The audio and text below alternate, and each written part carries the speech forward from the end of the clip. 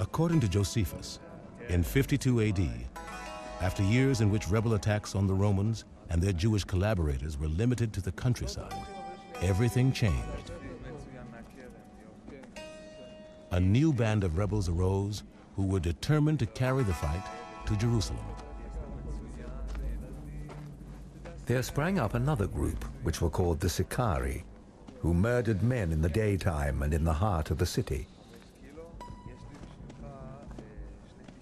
To the Sicarii, anyone who wasn't fighting the Romans was a collaborator and worthy of death.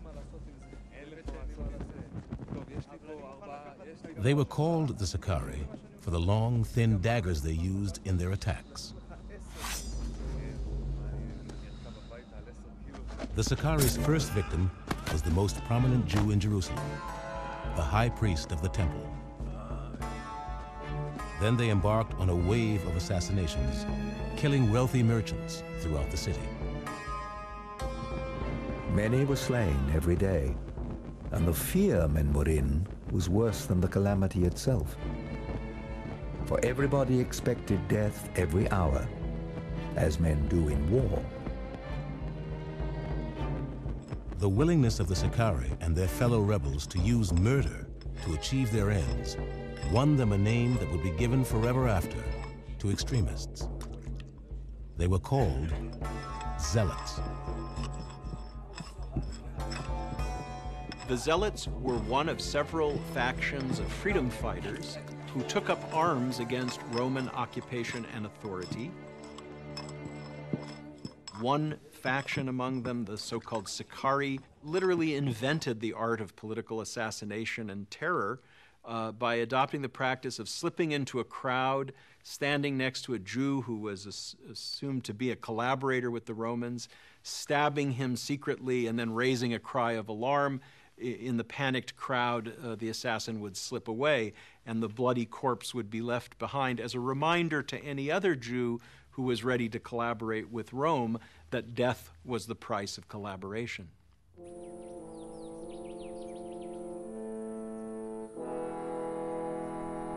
With the rebels determined to revolt, and other Jews convinced that it would be insane to rebel against Rome, the people of Jerusalem could hardly have been more divided.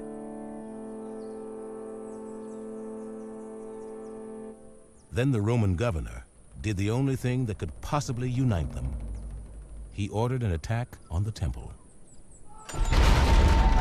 In 67 AD, Roman soldiers burst through the gates of Herod's temple, bent on plundering it. The governor was eager to steal the vast treasures of God which it held, and his soldiers killed all those they came upon as they forced their way in. Outraged at the attack on the seat of God on earth, rebels and non-rebels alike united to repel the assault. Then, in a fury, they overwhelmed the small Roman garrison stationed in Jerusalem and forced it to flee the city.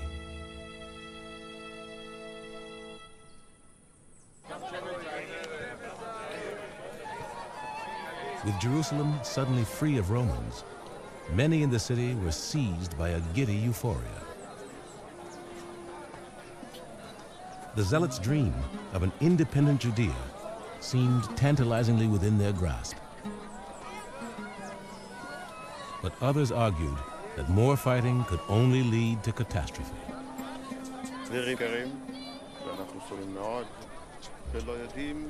A follower of Hillel named Yohanan ben Zakkai was one of the most passionate voices for peace.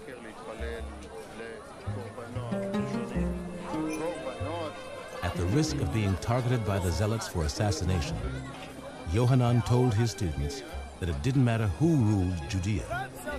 What mattered was who ruled in their hearts. He argued that what truly pleased the Almighty was not zealotry at all, but something far simpler: the acts of mercy and compassion they showed to those around them.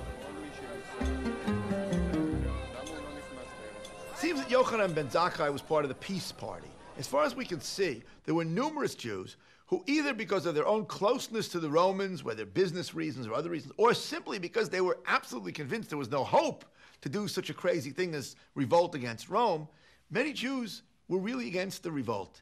It seems that Yochanan ben Zakkai was one of those types of Jews who felt that what needed to be done was to get some form of accommodation from the Romans that would guarantee Jewish religious freedom and then leave things as they were with Roman rulers.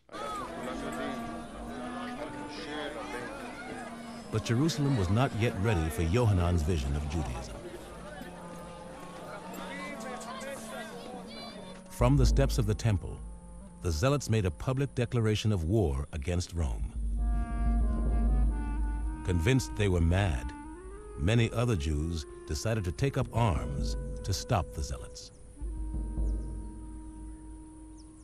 Fighting at this point broke out between those Jews and the rebellious Jews who had taken refuge among them, and it was house to house at some point. Different neighborhoods would belong to one party or the other party, and the streets ran with blood. After a vicious week-long civil war, the Zealots were victorious. They celebrated their victory by setting the city on fire. The Zealots set fire to the high priest's home and the palaces.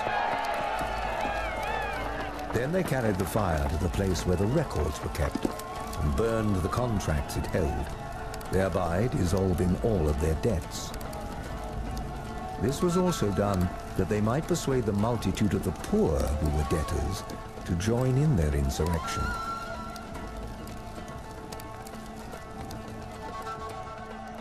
News of the Zealots' uprising against Rome soon reached the nearby city of Caesarea. Outraged, Romans and Syrians in Caesarea massacred thousands of their Jewish neighbors. In revenge, Jews throughout Judea began killing Syrians and Romans living among them. It was common to see cities filled with bodies, still lying unburied, and those of old men mixed with women and infants, all dead. The whole region was full of inexpressible calamities, while the fear was everywhere that there were even more barbarous times to come.